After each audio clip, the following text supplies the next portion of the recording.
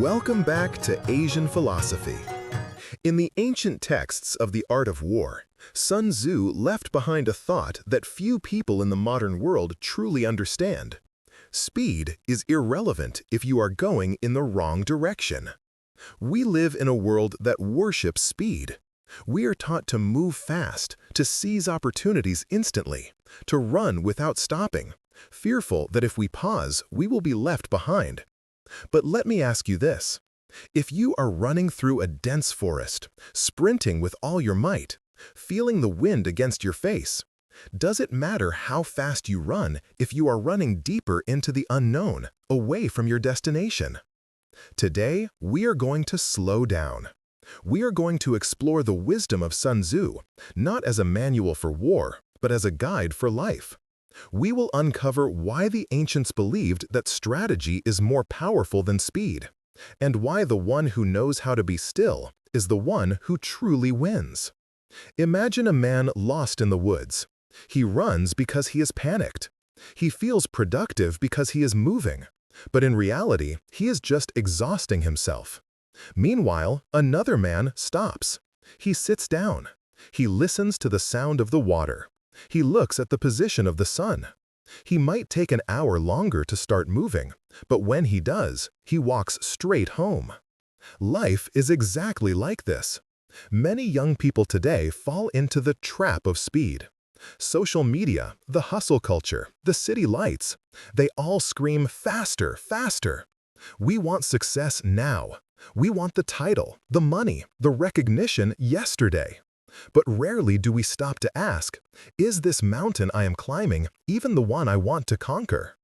Sun Tzu teaches us, the victorious warrior wins first and then goes to war, while the defeated warrior goes to war first and then seeks to win. This means the victory is decided in the mind, in the planning, in the strategy, long before the first step is taken. Speed without direction is just a chaotic rush toward failure. So, what is strategy? It is not about being cunning or manipulative. In the deepest sense, strategy is the art of vision. It is the ability to see what others cannot see. It is the patience to plant a seed today, knowing you will not sit under its shade for 10 years. Think of a chess master versus a novice. The novice sees only the piece in front of him. He captures a pawn and feels happy. But the master? He doesn't look at the single piece. He looks at the whole board. He sees the connections, the traps, the possibilities 3, 5, 10 moves ahead. He might sacrifice a piece now to win the game later. That is the essence of a strategic life. Sun Tzu said, "Know yourself, know your enemy. 100 battles, 100 victories." To have strategy, you must first know yourself. What are your true strengths? What are your weaknesses? What do you actually want from this life? If you don't know yourself, you are like an archer shooting in the dark. Hitting the target is pure luck. And second, know the world. Observe the environment. Understand the people around you.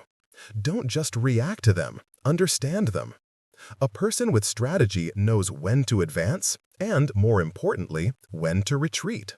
They know that sometimes saying no to an opportunity is the best strategic move you can make.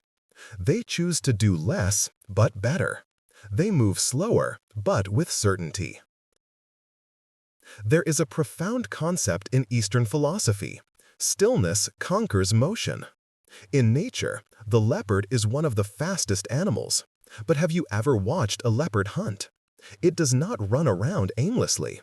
It spends 99% of its time in absolute stillness. It waits, it observes, it calculates. It only unleashes its speed when the moment is perfect. We need to learn to be the leopard. In our modern lives, we equate busyness with importance. If we are not doing something, we feel guilty.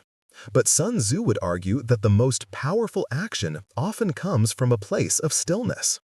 Consider driving a car in a heavy rainstorm. The road is slippery. The car starts to slide.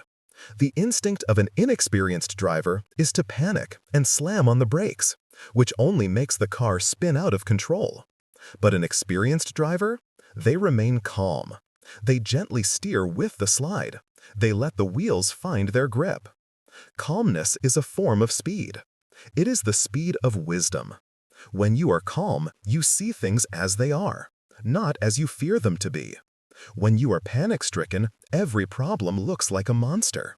When you are calm, every problem is just a puzzle waiting to be solved. A leader who panics creates chaos. A leader who stays calm creates confidence. This is why the ancients said, "The wise man is active when he needs to be, but his mind is always still like a mirror." We often think strategy is about defeating others, competitors, enemies, rivals. But the art of war brings us to a startling conclusion. The greatest enemy you will ever face is yourself. Sun Tzu said, "He who conquers others is strong. He who conquers himself is mighty." It is easy to be better than someone else, but it is incredibly hard to be better than your yesterday's self. The enemy is not the person standing across from you. The enemy is the anger inside you. It is the greed that makes you rush. It is the ego that makes you fragile when criticized.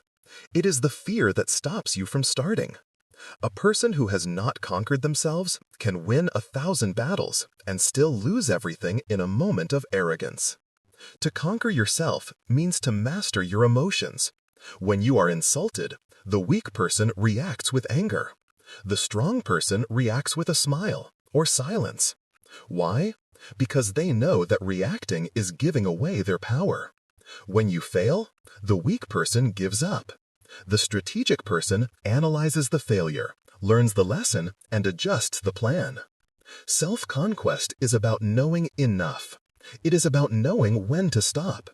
In a world that screams more, the person who knows enough is the only one who is truly free. They are not slaves to their desires. They are the masters of their destiny. So, my friends, as we come to the end of our journey today, I invite you to look at your own life.